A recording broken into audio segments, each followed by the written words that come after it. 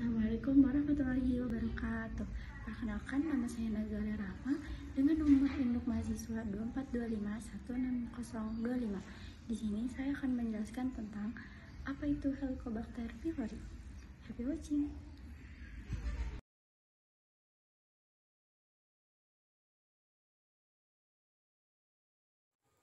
Helicobacter adalah bakteri gram-negatif yang tidak membentuk spora. Morfologi selnya bisa melengkung, spiral, atau fusiform. Biasanya berdiameter 0,2 hingga 1,2 mikrometer dan panjang 1,5 hingga 10, mikrometer. Panjang gelombang spiral dapat bervariasi sesuai usia, kondisi pertumbuhan, dan identitas spesies sel. Dalam kultur lama atau yang terpapar udara, sel dapat menjadi kokoid. Berikut adalah klasifikasi kingdom dari Helicobacter pylori. Selanjutnya, morfologi spesies bakteri Helicobacter pylori.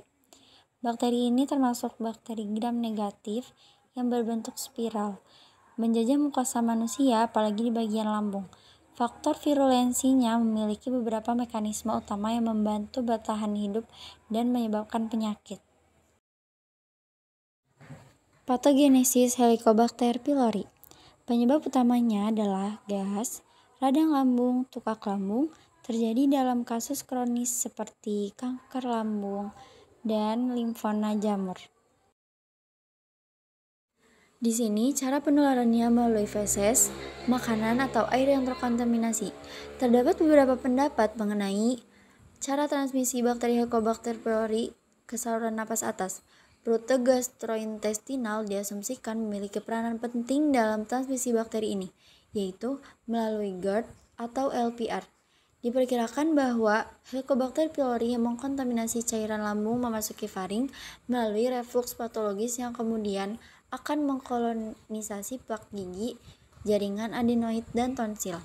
Infeksi dapat menyebar dari lokasi tersebut ke lokasi lainnya di saluran napas atas dan dapat memicu terjadinya perubahan patologis.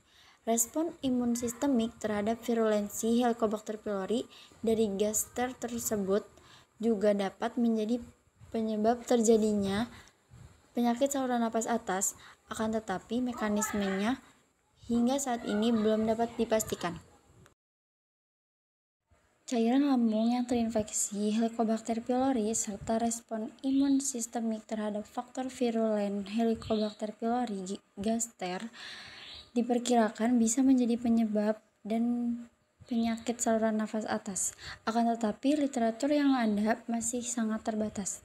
Terdapat penelitian mendukung hipotesis bahwa LPR dapat menjadi faktor predisposisi terhadap kolonisasi Helicobacter pylori di tonsil dan faring.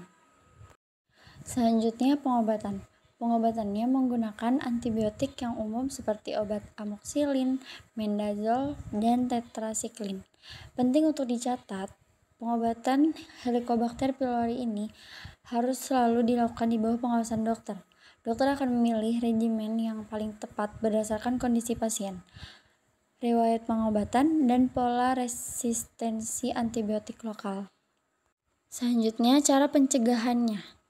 Yang pertama, kebersihan yang baik. Meskipun cara pasti penyebaran Helicobacter pylori ini tidak sepenuhnya dipahami, praktik kebersihan yang baik seperti mencuci tangan dengan sabun dan air setelah menggunakan toilet dan sebelum menyiapkan makanan dapat membantu mengurangi resiko infeksi. Yang kedua, sanitasi.